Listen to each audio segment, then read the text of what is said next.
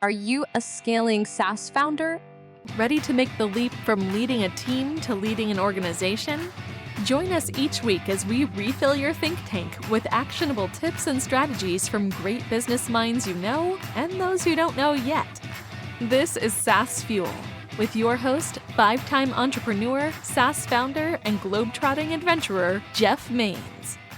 Welcome back to the SaaS Fuel podcast, where our mindset is like a Swiss Army knife in a world of butter knives, multifaceted and ready to carve out success. I'm your host, Jeff Maines. I help B2B SaaS founders like you scale from 7 figures, which is good, to 8 and 9 figures, which is outstanding.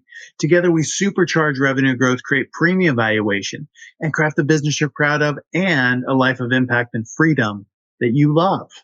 Ever notice how the founders who make it big aren't just skilled? And they're not just lucky either. I've been coaching founders and executive leaders for over 10 years. And the one thing that I've seen over and over and over again is that the successful ones are ridiculously resilient. Resilience, that is something that is so common in success stories. Winning the SaaS game isn't a sprint. No matter what you've heard or magazine articles you've read, there's no such thing as instant success, or maybe if you're making rights, instant success rights, that's the only time you see those things together. But building a business is one of those grueling ultra marathons through hills and valleys and maybe a fire swamp or two. No success story is, all up and to the right.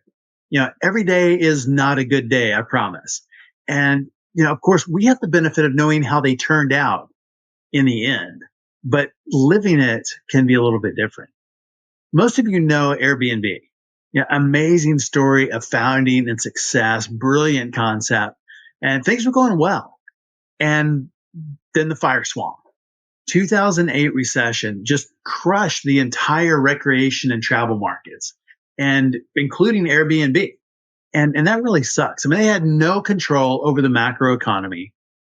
They could have given up, could have pivoted, the business model, done something else, blame the economy, pointed fingers, hey, it's not our fault.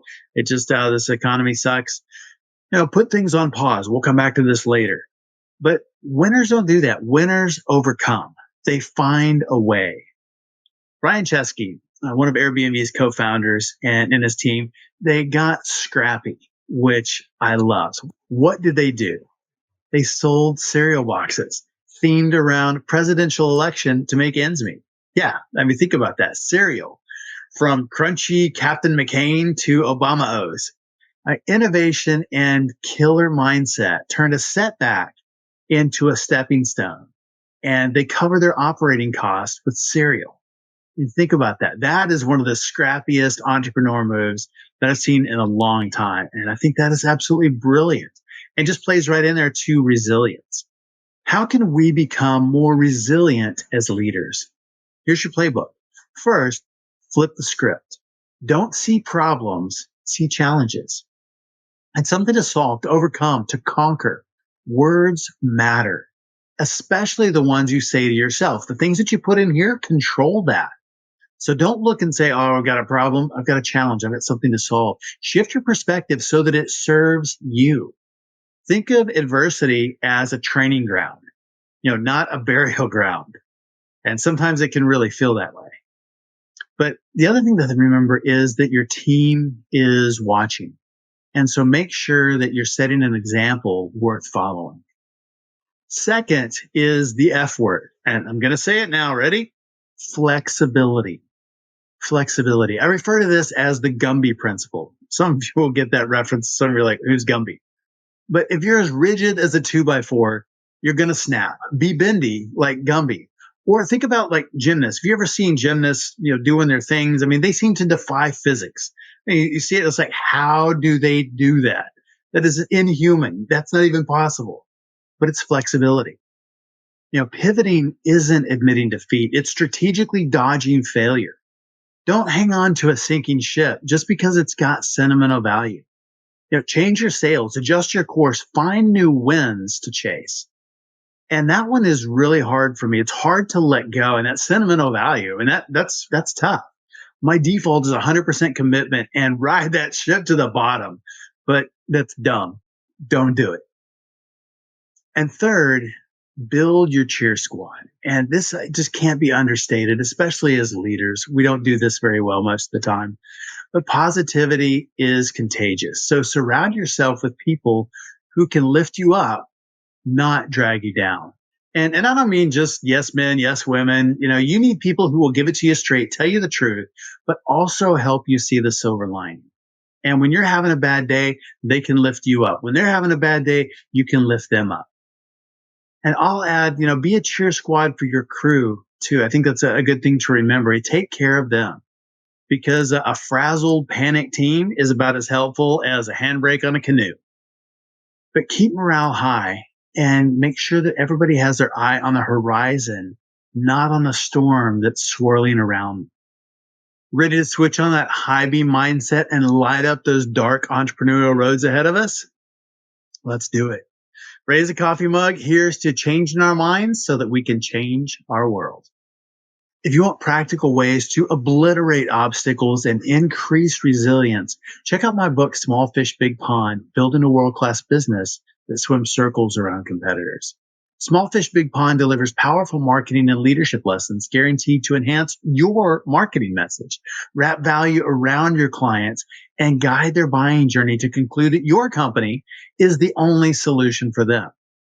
It includes step-by-step frameworks, time-tested growth principles to attract ideal clients, convert them, and then transform them into your brand ambassadors.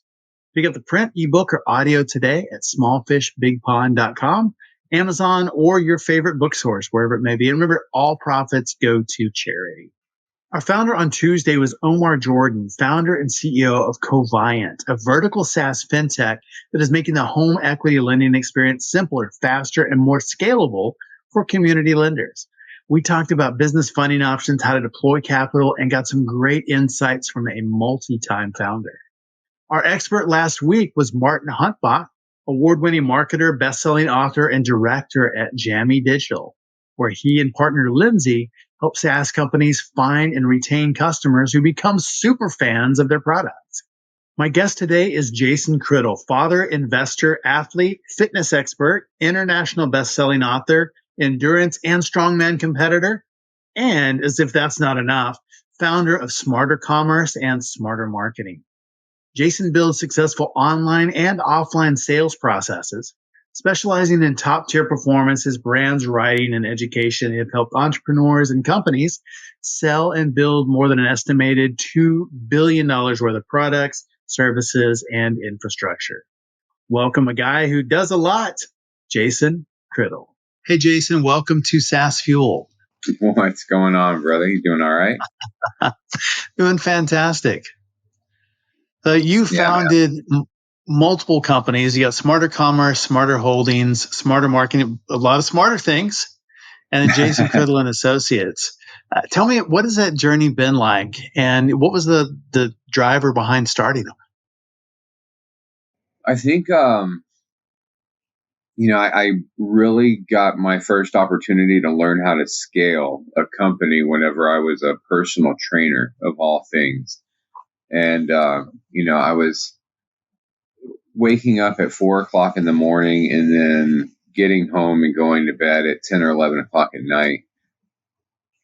And my schedule it was never full. It was sporadic. I mean, just everywhere. There's 30 minutes here, an hour there. And so I was always trying to get naps in my car. And I was fighting for custody of my daughter. And I just, it's like an infomercial. There's got to be a better way. And, right. And so I started having all of my clients meet me at the gym between 6 and 8 p.m. I had already spent a considerable amount of time building a relationship between my clients to where this wasn't awkward or anything. All my clients knew my knowledge. I never held back to try and keep from trying to keep a client from moving on from me. I taught them all how to spot. I taught everybody nutrition, how to cook. It led into leadership more than it did training. And so naturally, whenever I moved everybody into 6 to 8, not only did I build this really big community, but I freed up my entire day. And so Wow. I was able to spend that time with my daughter. I was able to start speaking. We had this at one of the gyms I worked at. We had this Saturday get together where we would have like 100 or so people come in and talk about fitness and life. And eventually they had me host it. And then that led to writing books. And then I started building websites and apps. After a couple of years of doing custom work for people and not making any money because, you take on a job and you're just iteration after iteration, change after change for customers that don't necessarily know what they want or know what they need.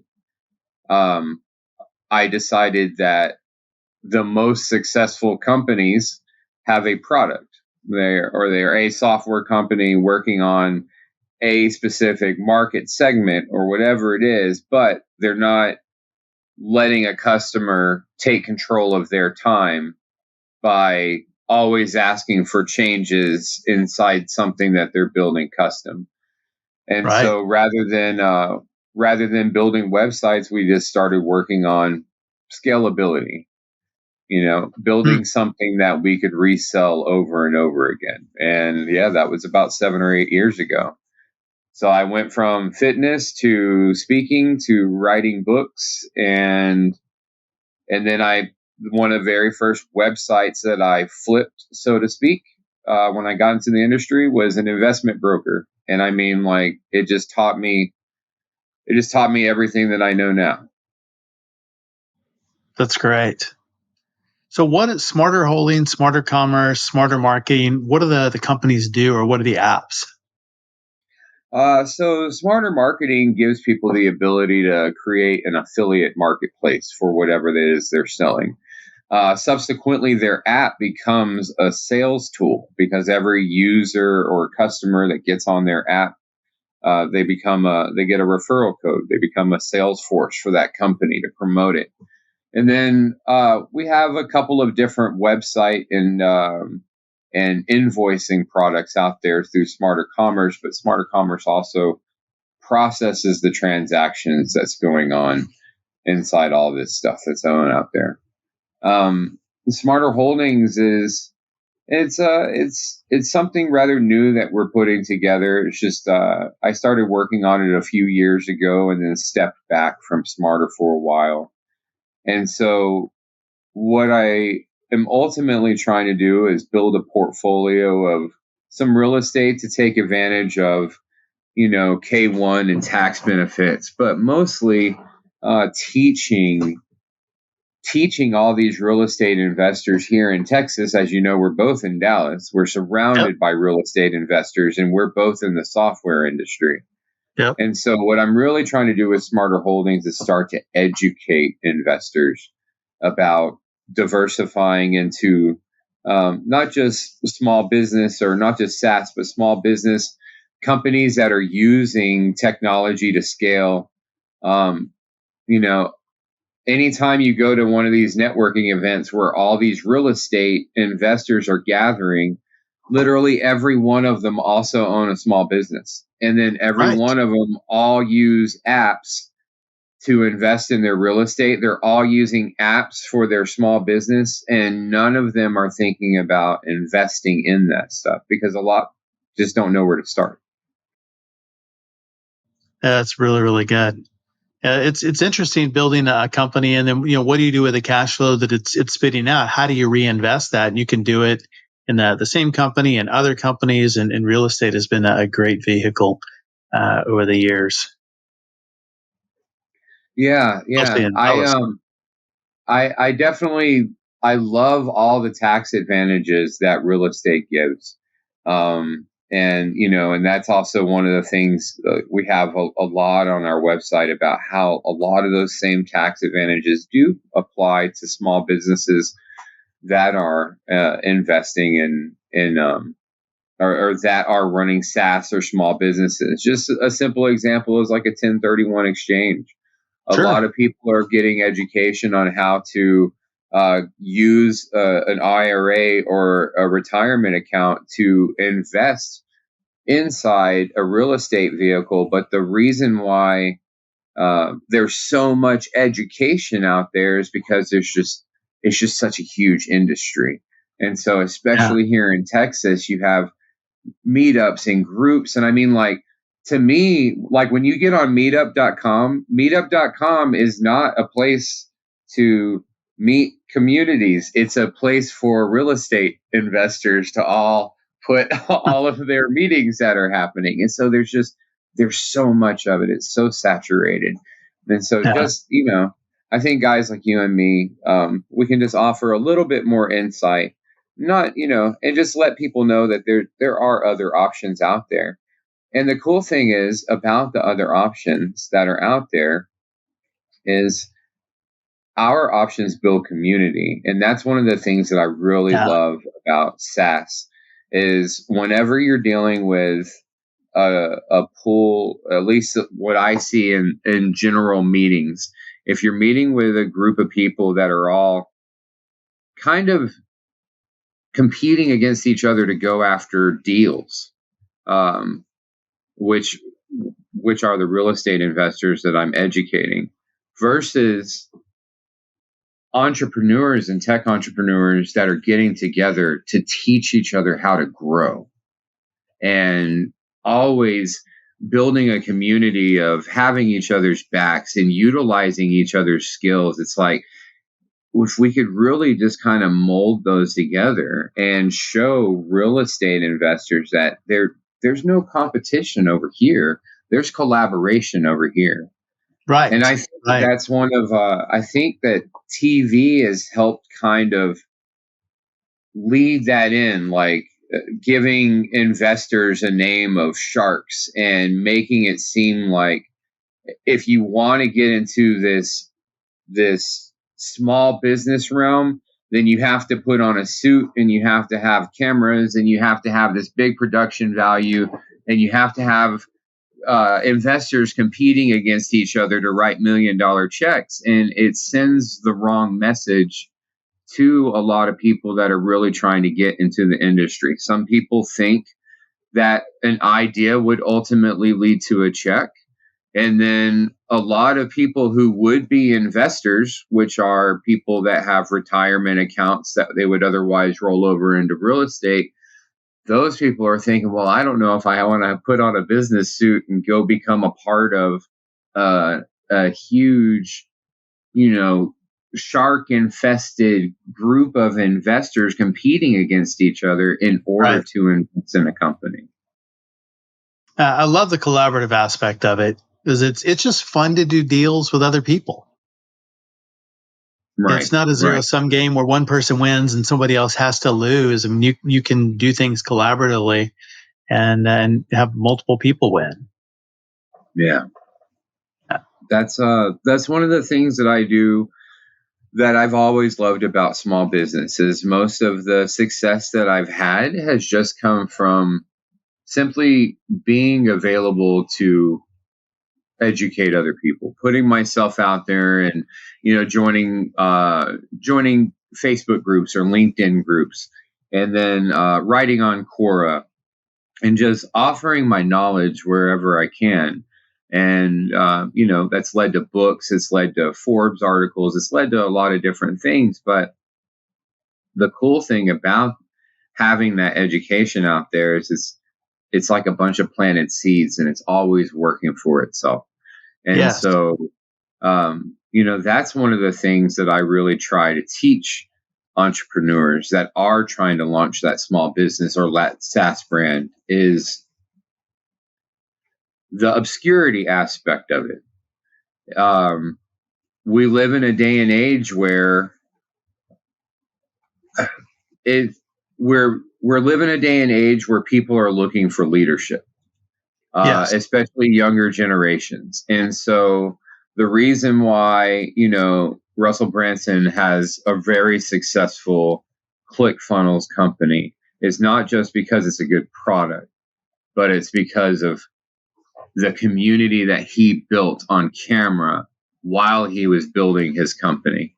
I mean, like I remember him recording and walking through the streets of New York and he was talking to a guy that was selling CDs, his own mixed CDs on the side of the road.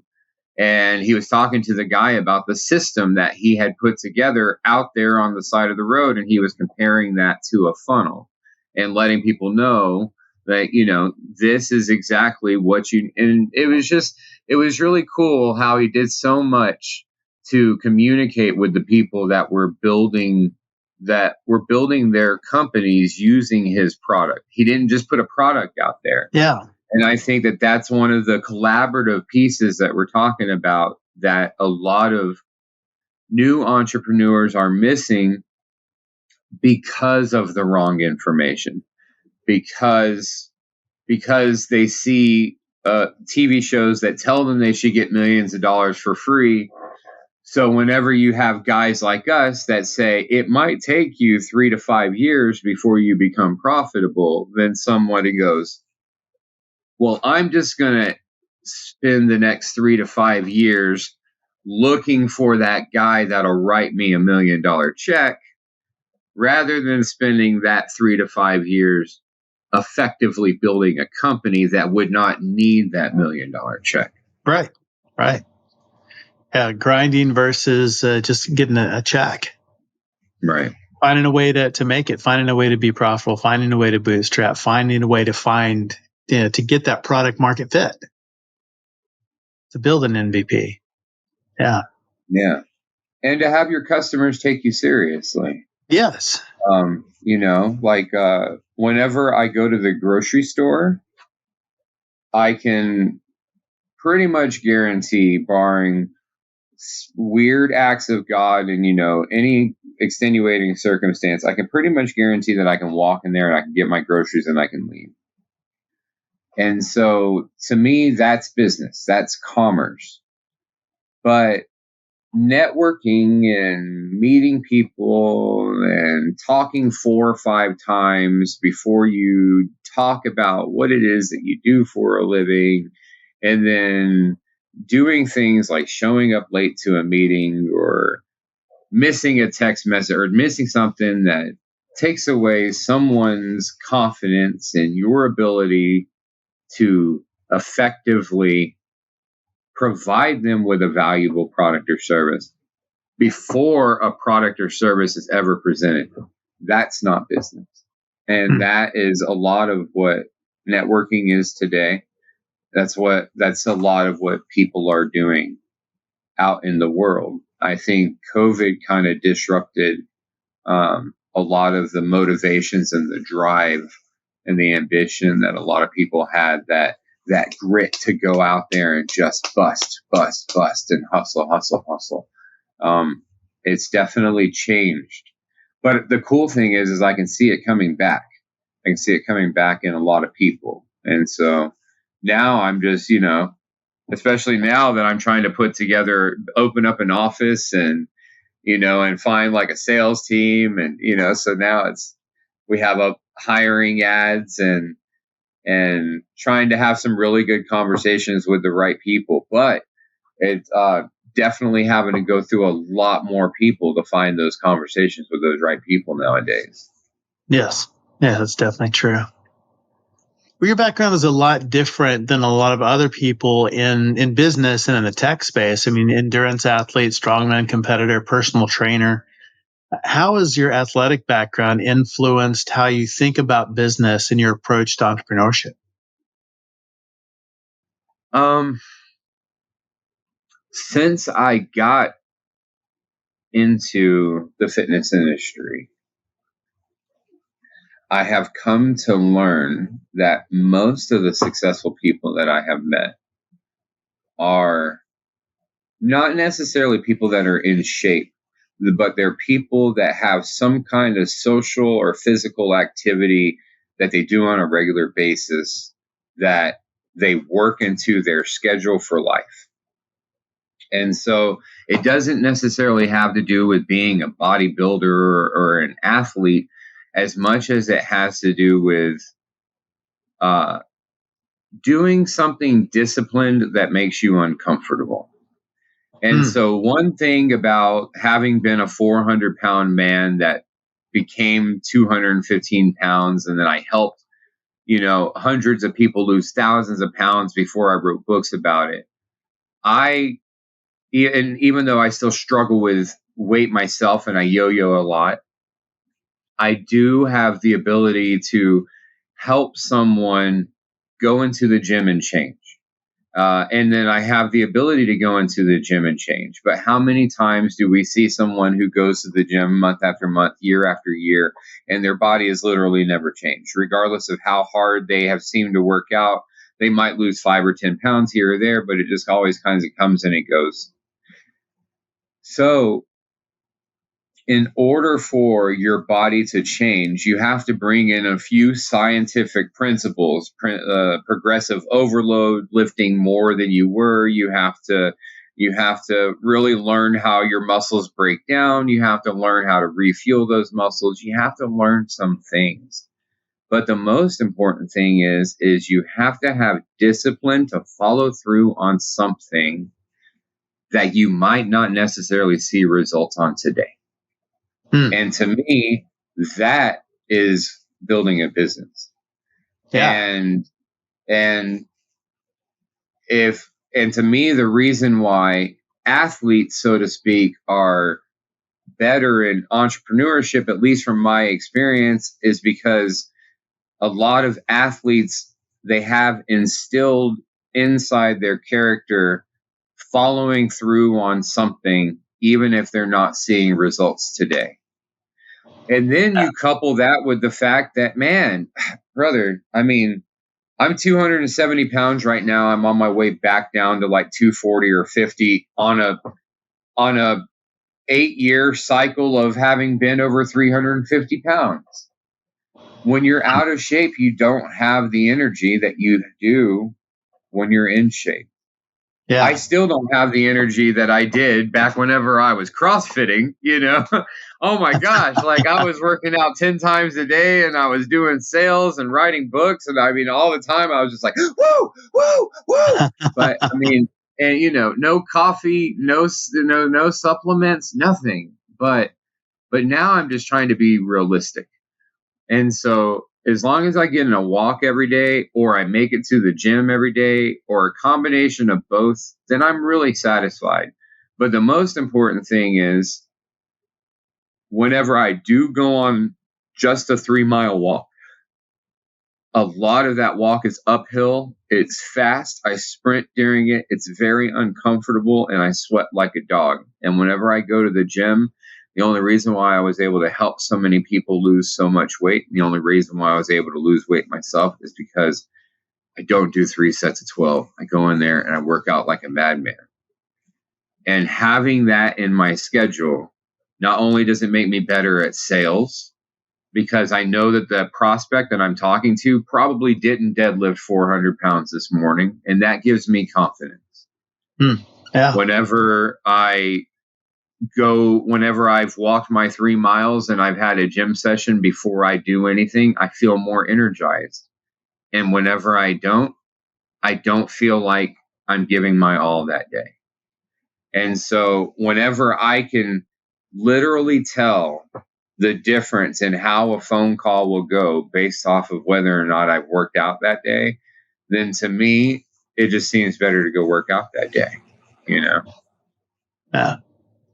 I think a lot of business owners really struggle with maintaining a healthy lifestyle. I mean, it's taking care of ourselves gets put on the back burner a lot of the time. So what kind of advice do you have that we can stop doing that and really make sure that we're taking care of ourselves, doing healthy things, and finding the time to do that? You're going to die one day. And so I remember when I lost my mom, it was just a couple of years ago. And it kind of went back to this. I read this article just the other day, and they were talking about this. This doctor said, whenever people die, he said, people on their deathbed very rarely talk about the time that they missed with their kids. And they very rarely talk about the time that the things they didn't pursue in their career. He said they mostly talk about all the time that they spent in pain because they didn't take care of their health. And so when my mom was diagnosed with pancreatic cancer, they gave her 6 to 8 months to live, and she was gone in 4 days. But she had already been in the hospital for many months up until that point. Wow. Literally just defecating on herself the entire time. And I just remember the talks that we had in her last days. She was so miserable and so angry with herself because she did not take care of herself. And I remember whenever I was a personal trainer and I was helping so many people lose weight, I couldn't get my mom to go on a walk with us. I could never get her into the gym. In the 30 something years that I was alive with memory that my mom was alive, I never saw my mom use a flight of stairs. And so she got to a point to where she used her body so little that the use of her body ran her out of breath or it caused her pain. So that just predicated, it just compounds. Like it just gets worse and worse. And so all of a sudden, by the time my mom was in her 50s and 60s, she wasn't walking like a normal person. She couldn't sit on the ground. If she fell on the ground, you could not get her up without calling an ambulance to come help you get her up because she was so heavy and she had no use of her body. My dad died just a couple of weeks ago. He died on September 1st. I didn't have a relationship with him, but I do know that he spent the last 3 years of his life in a wheelchair and he died of pneumonia. Wow. And so I can't sit here like a silly guy and say, like, I don't want to die. But sure, I have the ability to look at my life a little bit differently because I've been very, very in shape and I've been very, very out of shape. And I know how miserable my body is and how it feels and how I have no energy and how I don't want to do anything and how I will literally make an excuse about everything whenever I'm out of shape. But I do know that whenever I'm not in shape, but whenever I'm consistently going for walks or going to the gym and making an effort to not eat like crap, I feel better. I just genuinely feel better. And so I have the ability as a 40-year-old man to look at my life in a way that I don't think my parents ever would or were able to. Like whenever they both turned 40, I remember they were just abusive and miserable and fighting all the time. At no time did I see either one of them sit down and try to analyze their life and where they were based on their own parents' death, based on the career path of their own parents. Like I'm a millennial, and a lot of people say that baby boomers were the last greatest generation or last great generation. And I believe that the baby boomers worked their asses off, but they worked their asses off on things that don't necessarily apply to the world that we live in now. And that was the world that we're left with.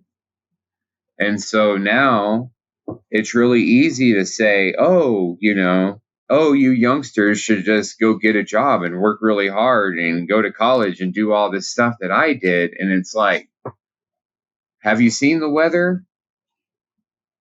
Have you seen the trash? Have you seen the war? Have you seen the fires?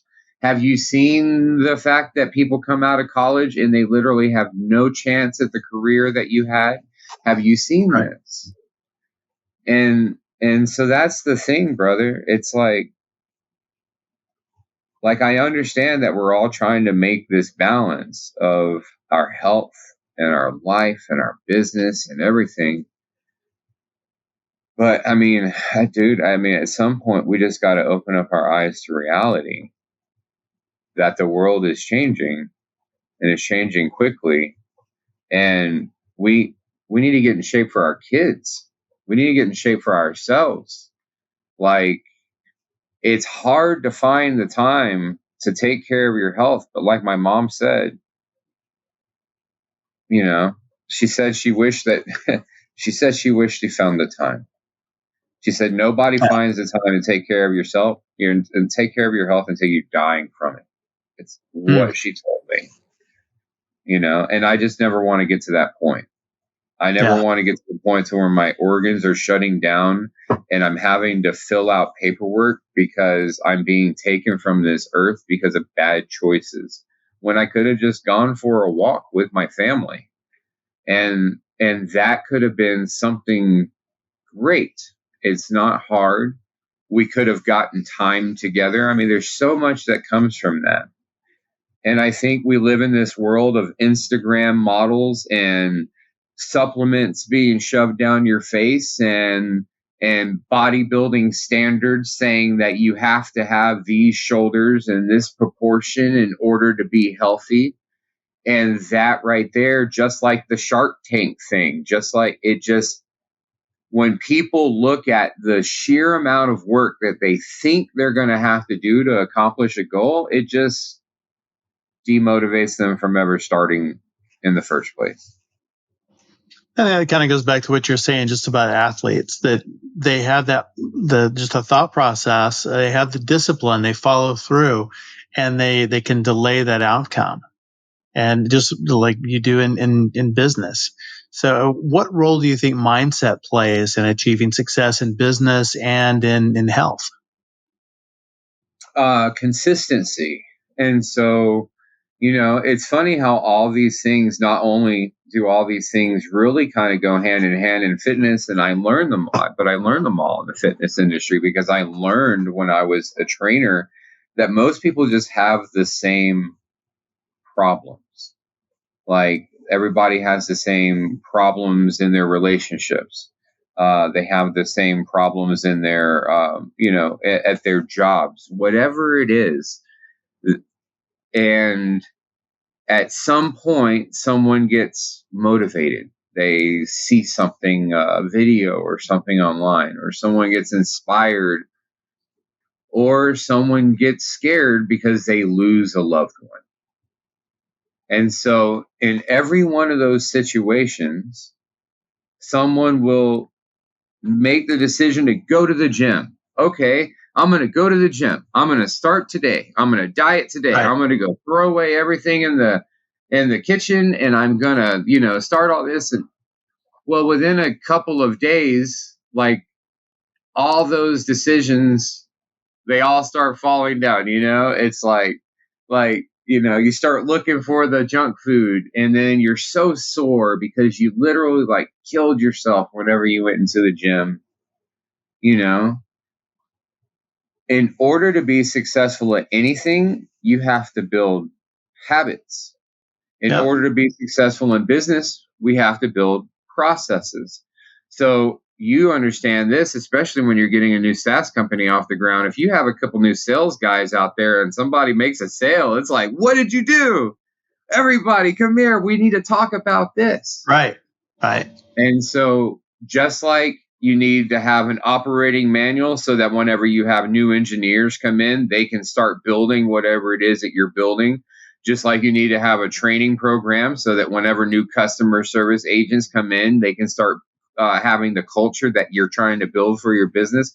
All these things that small businesses aren't thinking about that make a big business a real business. These are all put in place by processes and habits. At some point, consistency has to start being a key driver in whatever it is that you're trying to accomplish. So if you're trying to go to the gym, or if you're trying to get in shape, going to the gym on a regular basis, drinking more water on a regular basis, all these little things have to start becoming more and more consistent. The same thing would be checking your email at a specific time rather than checking it all day and letting it distract you. Building a sales model for your salespeople to follow and hiring a sales leader to come in and take care of your entire commission-driven sales team so that you can focus on other things in the business. There are systems that people can put in place all the time, but most entrepreneurs they can only get as far as they believe they are smart. And you know as well as I do, most entrepreneurs know everything. So there's not a whole lot that we can teach them, you know? And so whenever you're dealing with the mindset or the mentality that you know everything and that you're smarter than everybody that you could possibly bring in to help you and that you would rather just do it yourself, that impedes your success.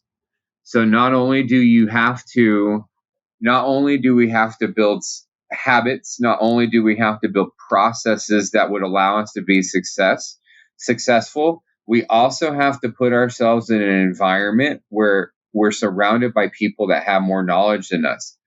A personal trainer, joining a CrossFit class, or an accelerator program, getting a mentorship, joining up with entrepreneurs that are actively working towards what it is you're doing. Those are all those drivers. And the cool thing about the social aspect of it, Jeff, is once you get implemented into a workout class where people expect you to show up every day, and once you get into an accelerator class where people are looking forward to you showing up every day, then all of a sudden what happens? Habits get formed, processes get built. It's no longer about motivation or inspiration or something happening that's forcing you to make a jolt that day. It's little consistent things, all that little consistent effort, and that's what builds a business. And that's the reason why it could take years that somebody might not understand or somebody might not want it to take, because all those steps and all those days, it's teaching you. It's building your character. If you imagine yourself as being a CEO of a multi-million-dollar company, you're going to have to grow up in ways that you never thought imaginable before that $1 million ever appears. Yeah, that's one of the things that holds back growth is ourselves not growing into what it's going to take to get there. I think that's a really, really good point. Yeah. So, Jason, you wrote a book called The Smartr Formula, international bestseller. Tell me a little bit about the formula. Give me an overview of what that is and how it helps entrepreneurs achieve their goals. So, I think a lot of times we get caught. I call it like, a typical not new entrepreneur time waster. And so I've seen people burn through runway on a splash page. I've seen people burn through investment dollars on logos and graphics. I've seen people waste years before they ever got a product out because they have not taken the time to really just focus on the simple aspects of business. And the simple aspect of business is you need a product or service that provides value to a customer. And that's it. And once you have something that somebody sees more valuable than the dollar that they have in their pocket, then they will give that to you in exchange. And so ideally, we want to get there as fast as possible with as little thought and money as possible. We want to test and see if there's even customers available before we spend money on an LLC. And so a lot of times people will just spend so much time and effort on new entrepreneur, typical time wasting activities that have absolutely nothing to do with obtaining a customer's payment in your pocket. And that's what you're trying to do. You're trying to take this product and give it to them in exchange for this. And so we just like to teach, build a website, a landing page, whatever it is, build whatever graphics that you need in order to get your product launched. and go out there and find your first dozen customers or so, even if you don't have a product to give them. And if you don't have a product to give them, then make sure that customer knows that you're getting a discount for this delay, or there's going to be this delay before the product is made. We're making the product, we're gaining interest, we are doing whatever. But before you even go out and talk to that first customer, make sure not only do you have a beautiful website in place, make sure you have a terms and conditions in place and a privacy policy in place, product information in place with a description and a refund policy and a legitimate product sale, a legitimate product or service that you're selling somebody in a professional manner to where they can take payment right there on the spot when you're having that conversation. Not a contact form that says contact me, not something that says call me for a demo. Treat it like a real business. And whenever you do go out there and you finally do find a customer that does give you money in exchange for your product, deliver that product and be a service-oriented person when you give them that product. Like, whenever I meet people, I'll give you an example, man. And this is a really good example. Years ago, I was in multi-level marketing, and I had this huge, gigantic Dallas Cowboy come and knock on my door because he was curious how I was selling all of their product really, really fast. And he taught me a lot about the company. And then he asked me if I would come to his house and make these protein shakes for people. And this guy was like this multi-million-dollar earner. He was an ex-NFL player, huge, respectable guy, great guy. Absolutely nothing wrong with the guy.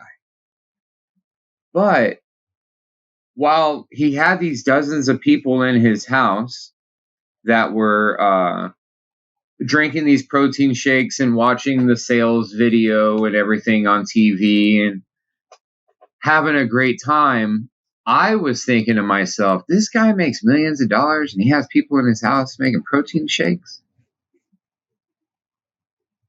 And they were all thinking it too. They didn't know they were thinking it, but they were thinking it. Right?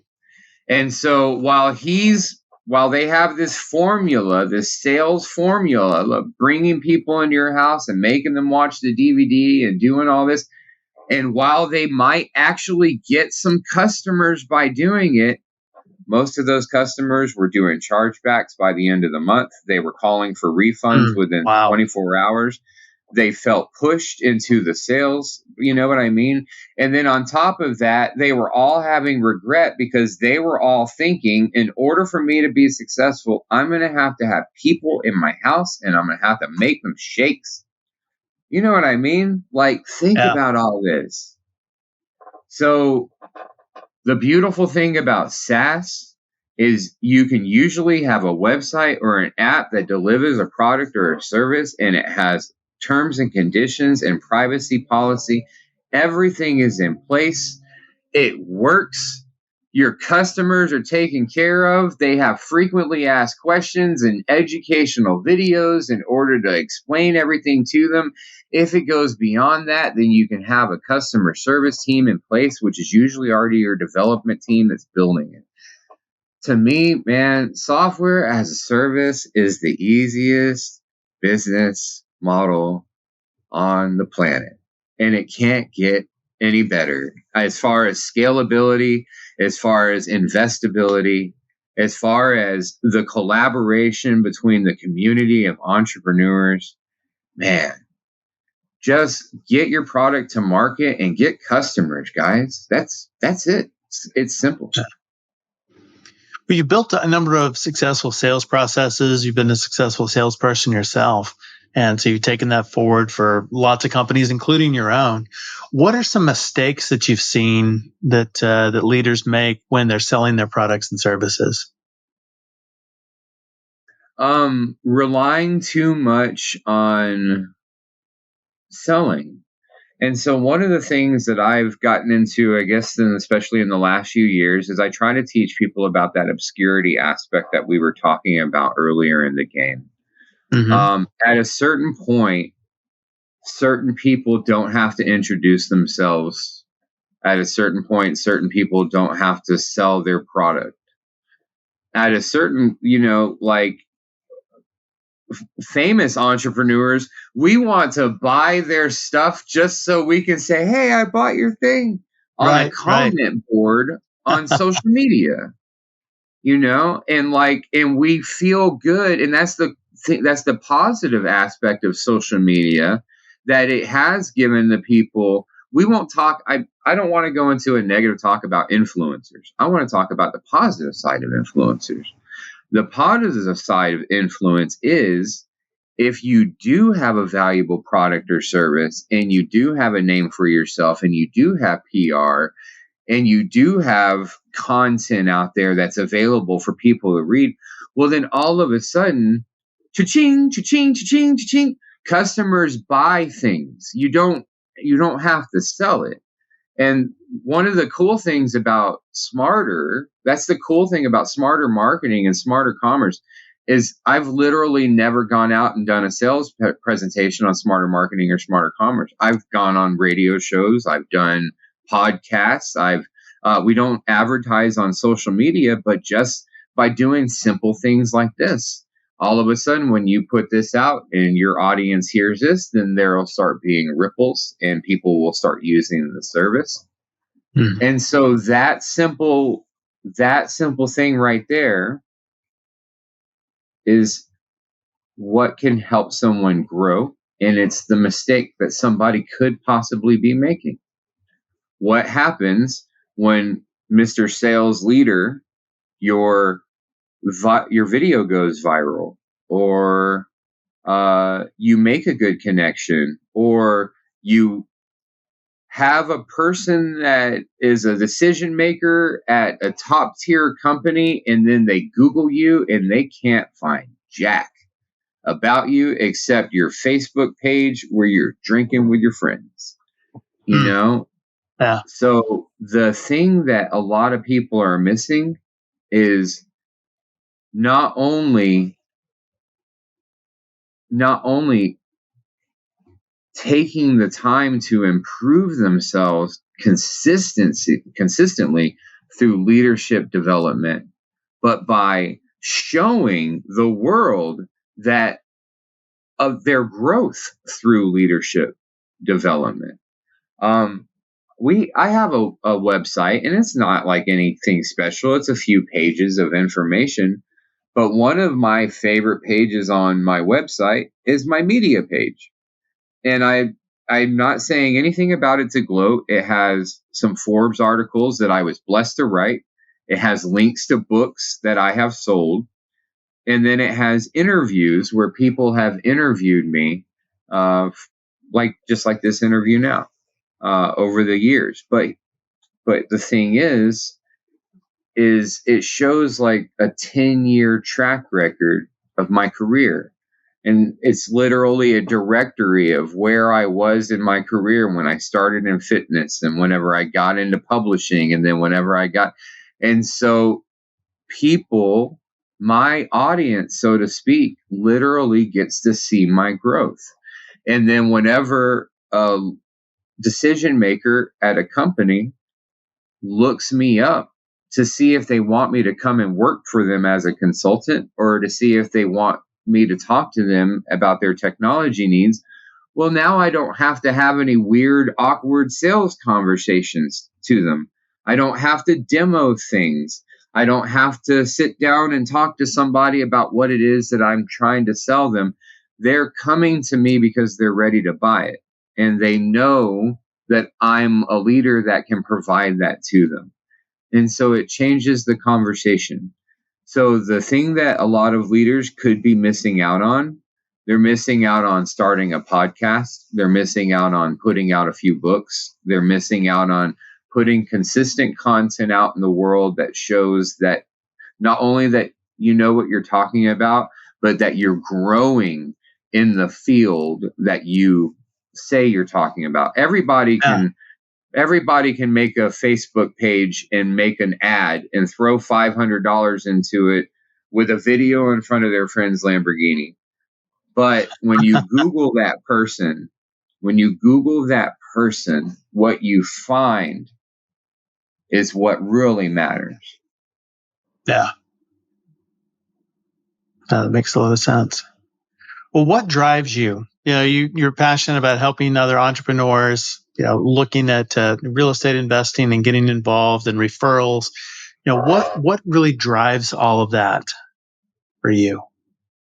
Faith and family, brother. Faith and family, like it sounds silly to say that I wake up every day and I believe that God has a purpose for me to meet people and have meaningful conversations. Yeah. But that's really what I look forward to on a regular basis. I look forward to those meaningful conversations. And fortunately, I'm at a point in my life to where I don't have to really do much in order to make a living except just communicate with people. And so I'm blessed to be able to homeschool my daughter and then be at home with my toddler son, full time. Very cool. I'm blessed to be able to work from my phone and travel whenever I want to. And so I think my driver is just knowing that being consistent is what got me here. And I kind of have a cool life. I believe I have a cool, look at look at my background. Like I have, my apartment is kind of like this cool, it's just like a cool place. I look forward to waking up. I don't even know what the definition of a bad marriage or a bad relationship could be, because that's just not what my relationship is like with my wife. We have an absolutely stellar, amazing relationship, and we just have amazing kids. And so I guess one thing is, man, I just realize, I try to realize all the time that many, many years ago, I prayed for this life, and so even though things might not be going the exact way that I want them to today, I still have a pretty cool life. And that just kind of keeps me. That's great. Well, where can people learn more about you online? Google Jason Criddle, go to jasoncriddle.com, and that'll pretty much take them anywhere. Oh, well, by the time people see this, we might have launched Build Any Brand. So Build Any Brand is like this central point that's going to lead people to the companies. And then, I'm starting like a Roku channel, the Build Any Brand Roku channel, and then it'll lead them to Jason Criddle and everything. So they'll find me. Awesome. And we'll be sure and link all of that in the show notes, and keep us posted on Build Your Brand. Thanks again, Jason, for coming on the show and sharing your journey, mindset, and insights. You can learn more about Jason and his companies at jasoncriddle.com. As always, all links, highlights, resources, and full show notes are available at saasfuel.com. And be sure and check us out on YouTube as well. Full episodes, shorts, outtakes, and quite a bit more. Subscribe or follow us wherever it is that you're hearing us, and tell your friends about us too. Everyone who subscribes this week gets a confidence confetti cannon. So when you're feeling low, just point that bad boy at the sky, fire it off, and let self-assurance rain down on you. Just don't use it indoors, because self-worth is hard to vacuum. Join us next Tuesday, where our founder guest is Stacy Chan. She is an award-winning reporter and media expert turned SaaS founder. She co-founded a generative AI company called 1 Billion Stories, and they just launched their flagship product called Videofy.ai, which helps brands and publishers scale video and social media creation. It is a really amazing tool. You're going to love that episode. And next week, 1 week from today, on our SaaS Fuel Expert Series, we have Leon Barnard. He leads a design education team at Balsamiq. He is the author of Wireframing for Everyone, and we'll be talking about modern UX design, wireframing, and how to successfully transfer ideas from your head to production lightning fast. We can get functional and technical teams on the same page, and that is a thing of beauty when that happens. So I will see you next time, and as always, enjoy the journey. Thanks for listening to SaaS Fuel. Full show notes for each episode, which includes a summary, key takeaways, quotes, and any resources mentioned, are available at saasfuel.com. Be sure to follow and subscribe wherever you listen to podcasts. And if you're enjoying the content and getting value from these episodes, please leave us a rating and review at ratethispodcast.com/SaaSfuel. We'll be sure to read these out on future episodes.